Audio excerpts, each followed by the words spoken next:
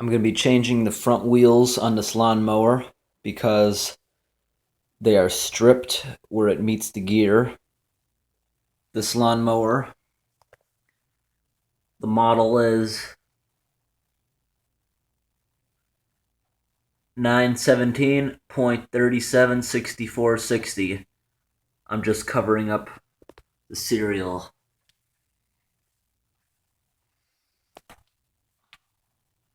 The other wheel's already off. I have it up off the ground here. I already loosened the nut. What the problem with these old wheels are, this is how deep the gears are supposed to be. It's completely smooth here where the gear meets, so the front wheels wouldn't really work good. When this lawnmower was purchased and you'd put it in self-propel, these wheels you wouldn't even be able to stop. They'd dig into the ground. They'd actually rip the lawn up because they were so powerful. But ever since this happened, you'd actually have to push the mower for it to get some traction and start moving. Here's the new wheel. They look a little different because then again, this lawnmower is a 2003. So you're not going to get the exact one. This is the newer version of it. It's the exact same size wheel.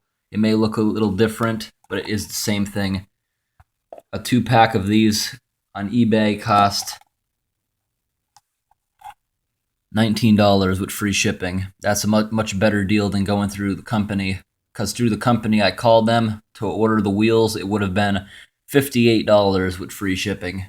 So eBay is a lot better for that. And before I put the wheels on, I'm going to put a lot of grease on here. I have 2 different kinds of grease. I have this kind here. It's really thick for it won't run away.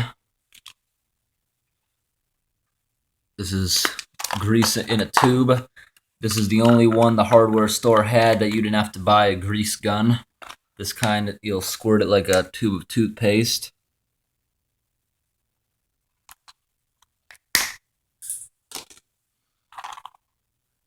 That's good. I'm going to put it all around the inside of this.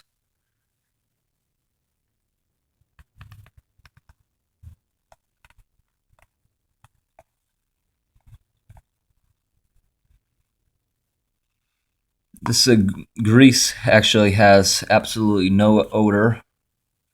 And what it says on here, the uses of this.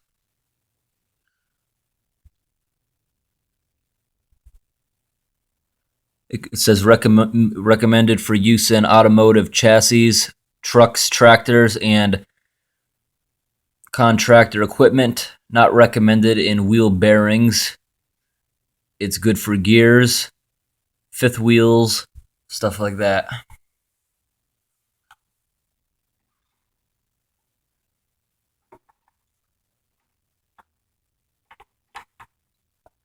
Doesn't look like this has ever been greased before.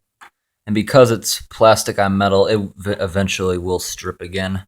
But this lasted quite a long time, the wheels. And here I have another kind of grease made by the same company.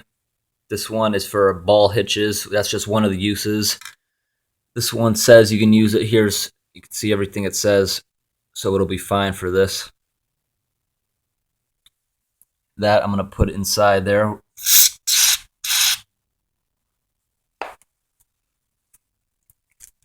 And underneath the pulley into the gearbox.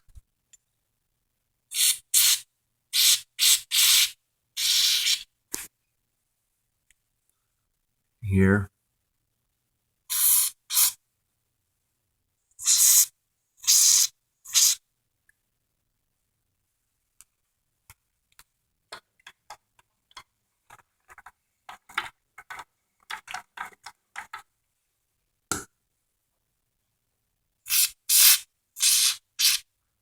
Put some on here.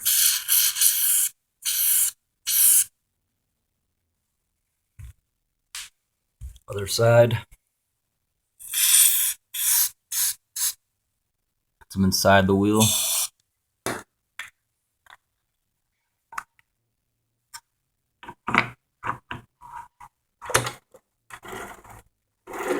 Turn this a few times, get it all worked in.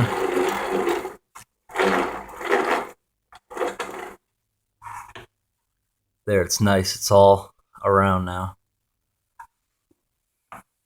I'm going to tighten the wheel.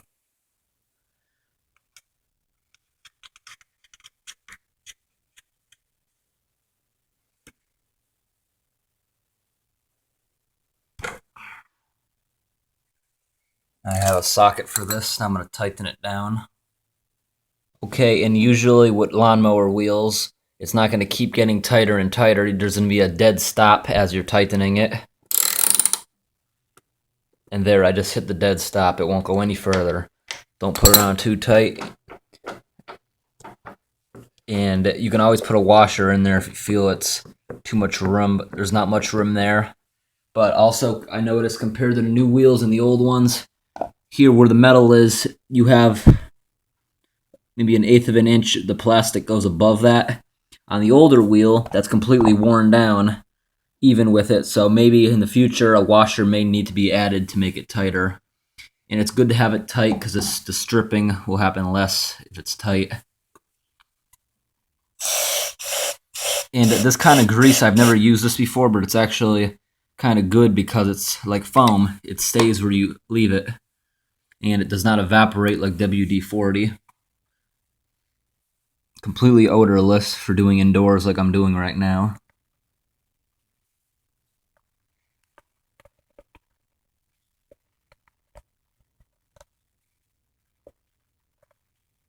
It's enough. Maybe this is probably overkill, but the stuff was cheap, so I'm just gonna put a bunch. I forgot one spot over here.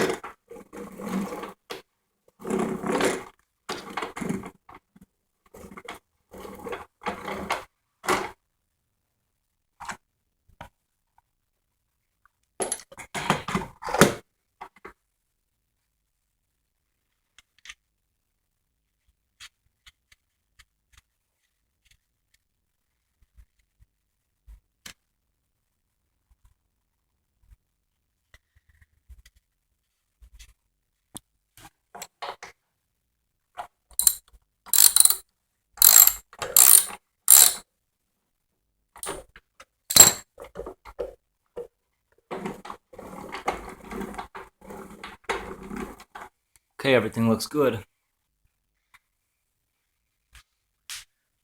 Reinstall the top.